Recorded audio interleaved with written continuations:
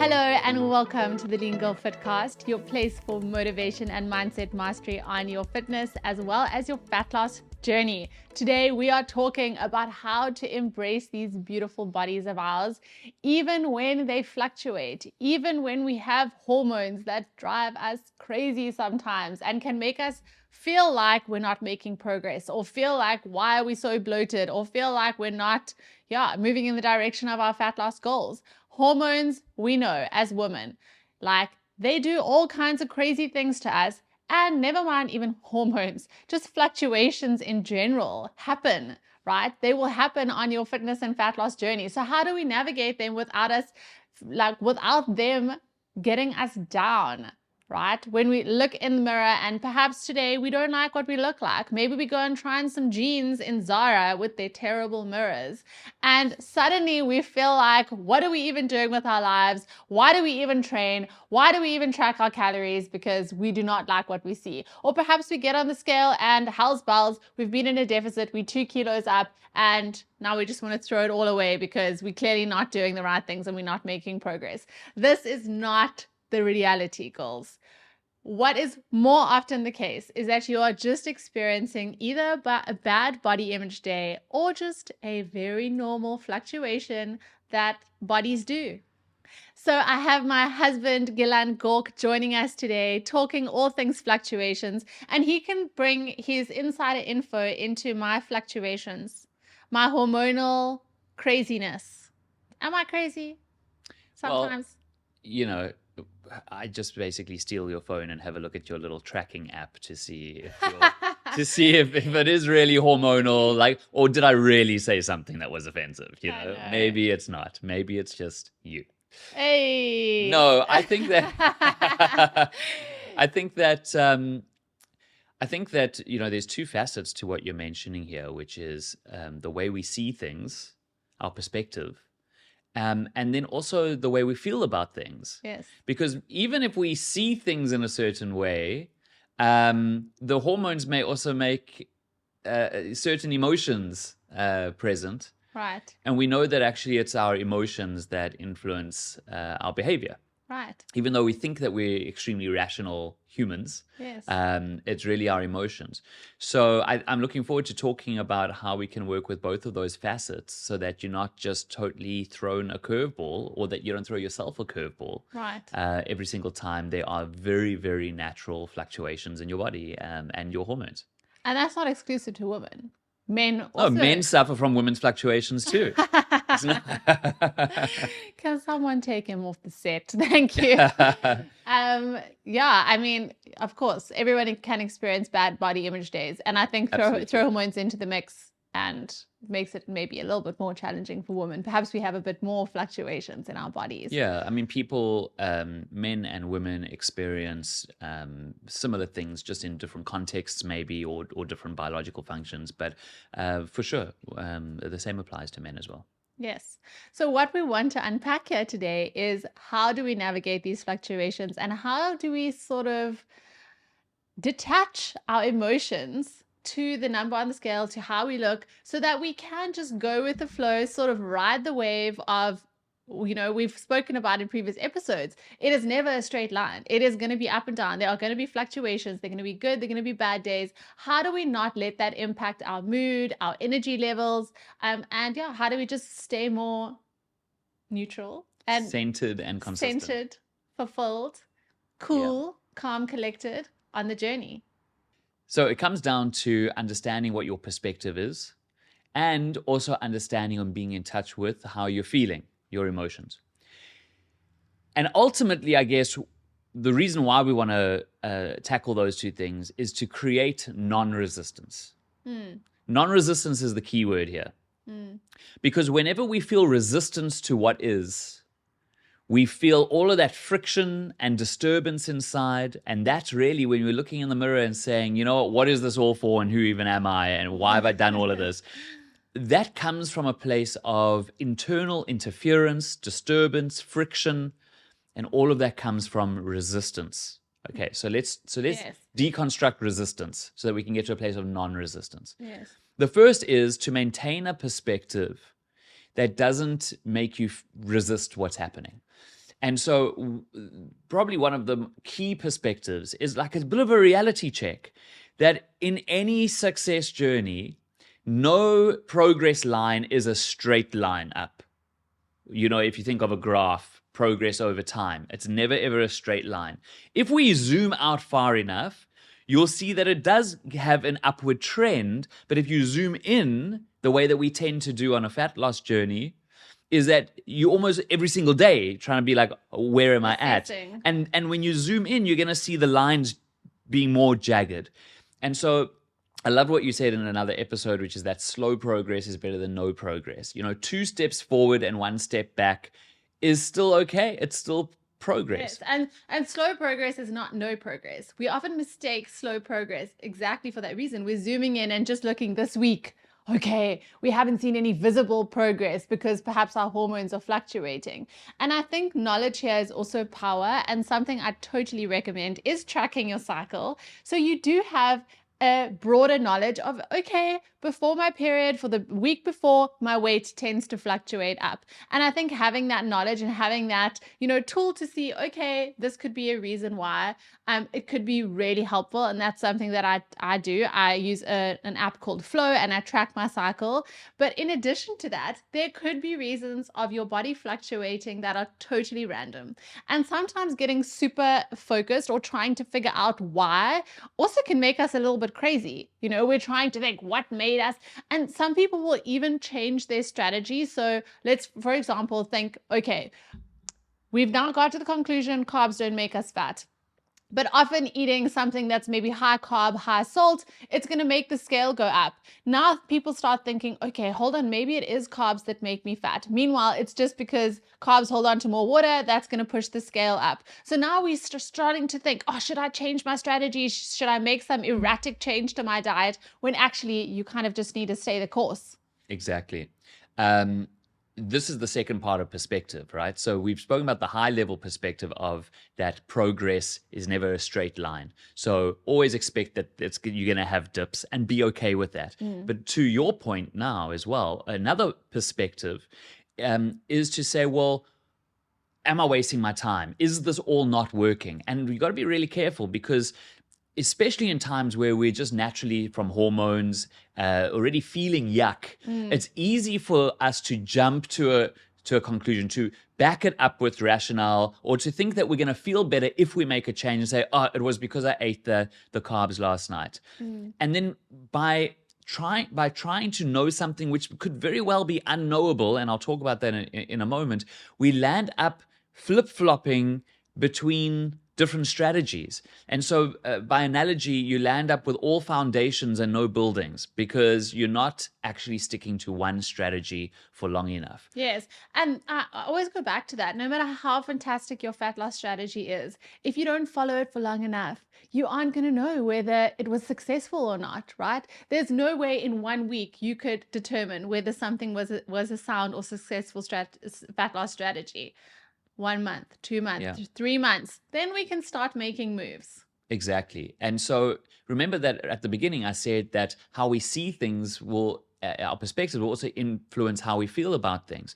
What we don't want is a false perspective or an incorrect or false intuition. And so when we start saying, oh, it was because of this, maybe, but when it comes to fluctuations, there is so much that we don't consider. It could be the hormones, just your body will naturally fluctuate when you're on your period, right? Yes. You'll naturally be heavier on the scale. What if you ate something with salt the previous night and your body's holding on to water? Yes, other things, I know that digestion. Tell us about your creatine experience. Yes, so I actually went on holiday, and on this holiday, I was not training because it was a crazy schedule.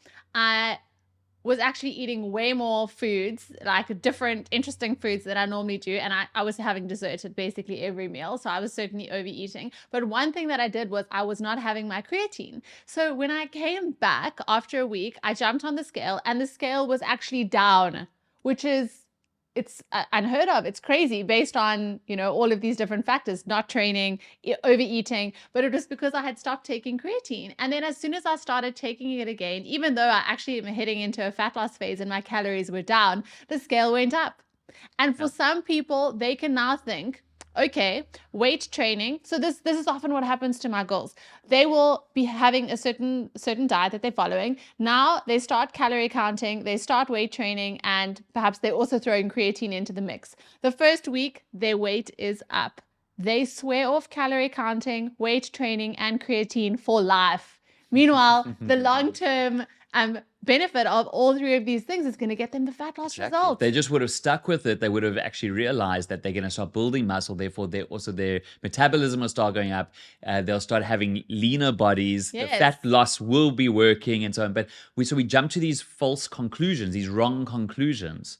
And by the way, also with yours, because you weren't doing the weight training, when we are weight training, our body, when it's repairing muscle, also holds on to more water. Exactly. They have more information in the muscles. So we got to be careful that when we're feeling yuck naturally, it's even easier to jump to these conclusions, to misattribute causes, because we're so desperately trying to figure out why we're feeling horrible. And we think to ourselves erroneously that, oh, now I understand why, and now I'm going to change it. And we just jump the gun way too soon. We do this naturally even when we're not feeling crap.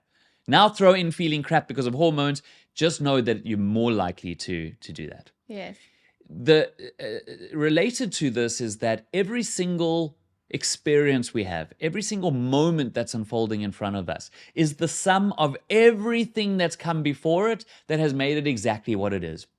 And this is true in any aspect of life. We usually don't know most of what makes a certain moment the way that it is. We have just our limited experience of what's happening in the moment, but there's so many things that have made it what it is. Maybe you landed up eating something yesterday that you didn't realize had something in it that might cause water retention. So this is really important, to keep our perspective not only on the long game in terms of knowing that the success journey will have ups and downs, and give yourself permission for that, so that you're not disturbed every time you have a fluctuation, but also knowing that when we're in that fluctuation, or when we're feeling especially yuck, maybe from hormones, not to start prematurely attributing the cause to external things. Yes, Stay with the program. And I think back to your point on acceptance.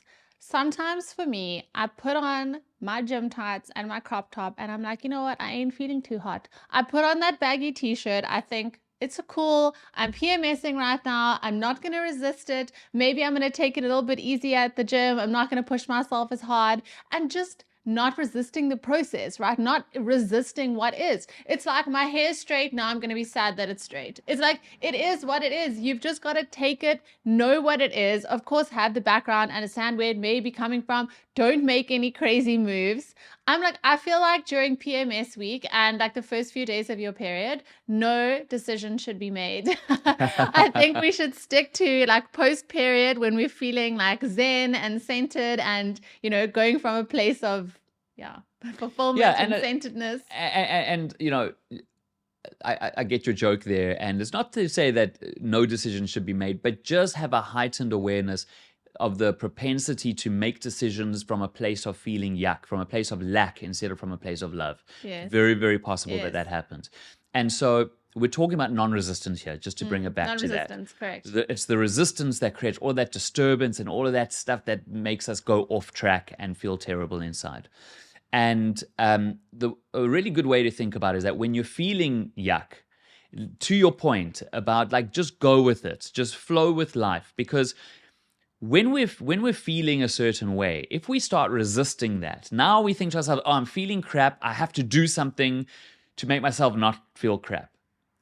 It is in the resisting of the fact that maybe you're PMSing and fighting against it that you cause even more disturbance. Right. And then let's add some fuel to the fire. We then turn to food to make us feel better. Exactly. So here's an analogy. Let's say that you own a bar and it's 2:00 in the morning and somebody's very, very drunk and they're already leaving.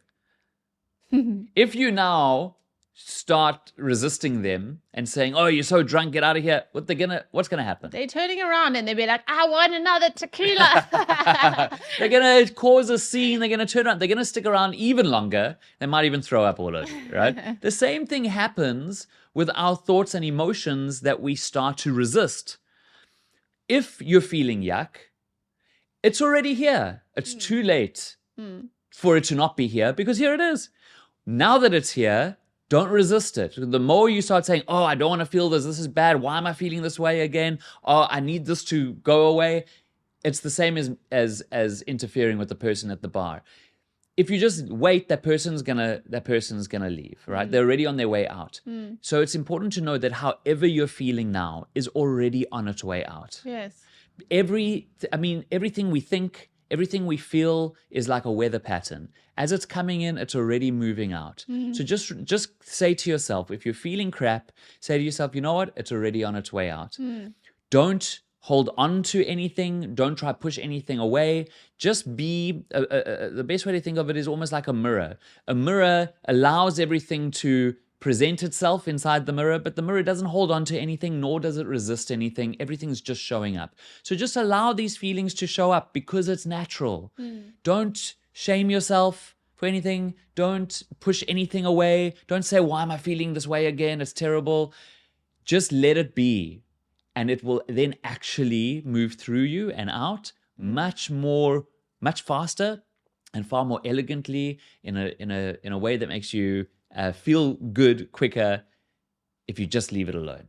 Non-resistance. And just to add to that, when I am feeling low or I'm having a bad body image day, I know that there are a handful of things that always make me feel more centered, more on track. So sticking to those things in my routine. So whether that is getting a workout in, whatever that workout may be, even if it's something a little bit more gentle, whether it's sticking to my Lean Girl meals that I know make me feel great, whether it's having a great conversation with a friend, doing a short meditation, still include those things that you know help to get you into a good mindset and actually get your endorphins going and get you into a good mood. So I think also knowing what those things are for you on every, the everyday things that actually, you can also lean back on to be like, cool, if I just hit my workout for today, I eat my delicious meal, I get my water in, these feelings are going to be out before I know it. I'm not resisting them. So I agree with what you're saying. Self-care is important, but there's also nuance to it because some people abuse or misinterpret self-care. If when you're feeling crap, you think to yourself, "Oh, I'm going to now do this because it will make me feel better." We can become dependent on external things, activities, food, relationships, whatever the case may be, to make us feel better. And in constantly seeking the next thing to make us better, we put ourselves into a seek cycle. We're always seeking something outside of ourselves. That's where we start overeating because we think to ourselves, "Oh, I'm feeling crap. I'll just have this piece of chocolate because then it'll make me feel better enough to then have no more chocolate." This is a lie. Yes, it is a total lie. And I see where you're going with that. And I think that that's an important point, to not use these things. And I do know that there are certain things that can guide us to making good decisions, feeling good, and getting into a more positive pattern. Yeah, so I think that having certain stables in our life and certain routines and things that we know are good for us, so long as we are doing them not because we're saying, "I'm doing this to feel better," because that's where we start putting our happiness in external things, but where we can get to a place to say, "Hey, non-resistance. So, this is what I'm going through. Cool. I'm happy for you to be here. We know that it's going to pass through us. And I'm going to engage in this other stuff because I already feel good about myself. I already have self-love. I already feel like I'm complete in a sense that I'm not doing this because I need to do it to feel okay inside." That's where it crosses that line of becoming unhealthy. But we're doing it because self-care comes from a place of already feeling self-love, not from a place of lack. Yes. That's where self-care should come from. Otherwise, we become dependent on it, and then we're never happy until we're doing these things that somehow distract us or give us relief from what it is that we're feeling.